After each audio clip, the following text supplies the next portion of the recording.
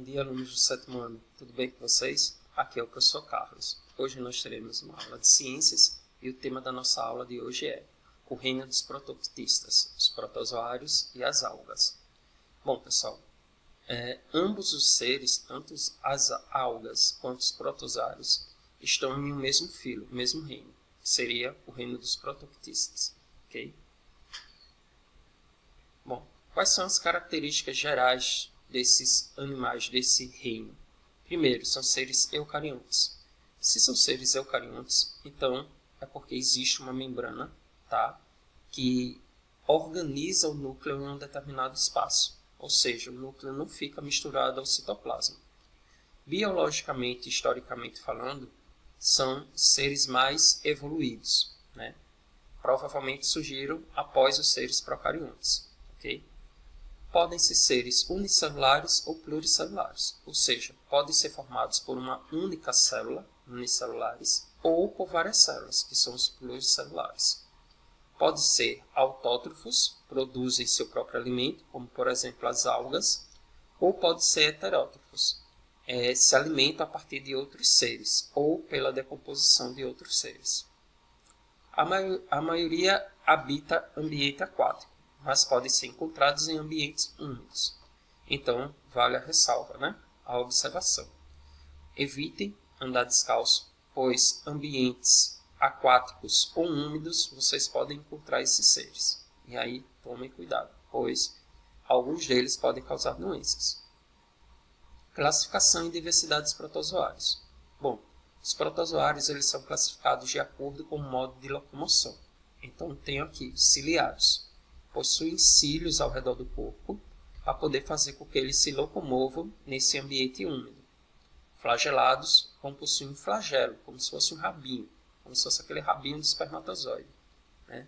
Para poder facilitar a sua locomoção no ambiente aquático ou ambiente úmido. Risópodes, chamados também de falsos pés, pois a estrutura do corpo desse animal, como por exemplo aqui a ameba, o corpo dele vai imitar falsos pés para poder facilitar a sua locomoção, né, nesse tipo de ambiente. E os apicoplexos, que a ausência de estrutura locomotora. No caso desses aqui, desse filo, eles não possuem nenhuma das estruturas locomotoras citadas anteriormente. Reprodução dos protozoários.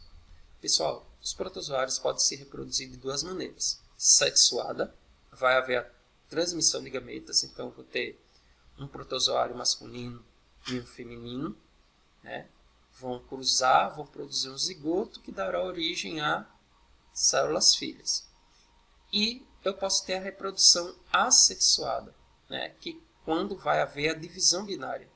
Então, um determinado protozoário ele vai duplicar o seu material genético, seu DNA, e a partir daí ele vai se dividir por uma reação de divisão binária. Então, eu vou ter um indivíduo formando dois indivíduos diferentes.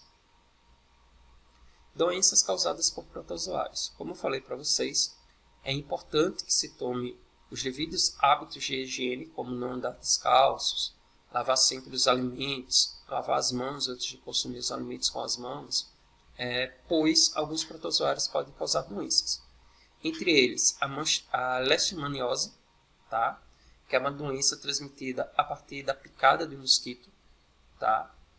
A doença de Chagas, que é transmitida pelo barbeiro. Tá? É um animal que ele vai picar e vai transmitir esse protozoário. Tá? Uma doença bem grave, tá? Pode levar o indivíduo à morte. Tem a malária, que também pode ser transmitida por um mosquito. Tem a amebíase, que vai ter como característica principal fortes diarreias.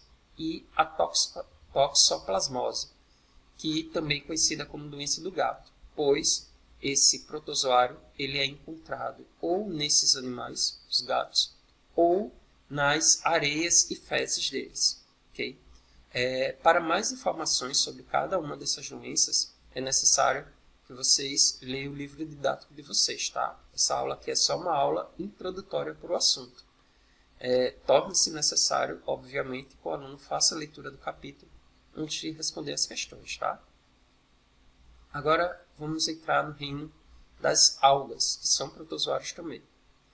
Importância das algas. Nós podemos citar duas aqui principais. Primeiro, servem de alimento para alguns seres marinhos, como por exemplo tartarugas, tá?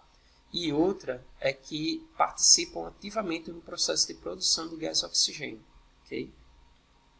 Classificação das algas. Posso ter algas unicelulares e pluricelulares. Primeiro eu vou mostrar exemplos de algas unicelulares. E aí os nomes estão aqui nos slides, tá? Tem esse primeiro grupo aqui, as pirofitas, tá? É muito importante essa daqui, pois a proliferação dessas algas em uma certa região vai provocar um surgimento de um fenômeno chamado de maré vermelha, que é quando há a superpopulação desse ser, dessa alga, ela cresce demais e fica tudo vermelho, chamado maré vermelha, tá? E tem esse último grupo aqui. As algas pluricelulares, clorofícias, rodofícias e feofícias. Né? São esses três grupos aqui, são mais fáceis de pronunciar os nomes. Reprodução. As algas podem se reproduzir por bipartição, quando ela se divide, originando duas iguais. Fragmentação, fragmentam-se, produzindo várias. Esporulação, quando é como se nascesse um caroço, né, uma protuberância.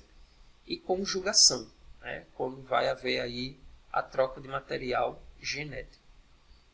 Pessoal, nossa aula está chegando ao fim, tá? Segue aí a atividade no livro, nas páginas 79, 80 e 81. Tenham todos bons estudos e até a próxima aula.